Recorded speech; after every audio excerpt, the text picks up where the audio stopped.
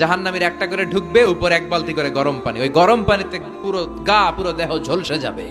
এরপরে ফেরেশতারা হাতুড়ি নিয়ে দাঁড়িয়ে থাকবে, পিটানো শুরু করবে। পিটাতে পিটাতে মাসেলগুলোর হাড্ডিগুলো থেতলে যাবে।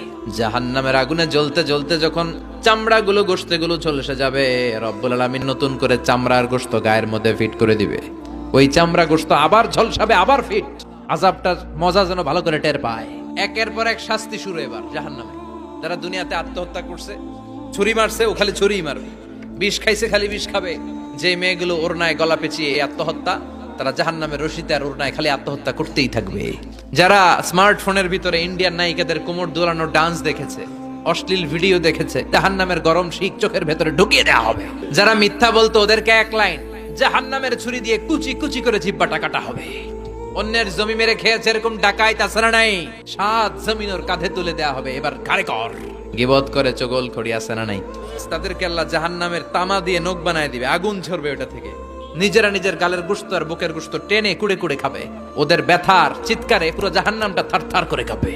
যারা যাকাত দেয় নাই, জাহান্নামের টেকো সাপ, যেই সাপ কামড় দেওয়ার সাথে সাথে দেহটা নীলাভ, 70 গজ জামিনে ঢুকে যাবে।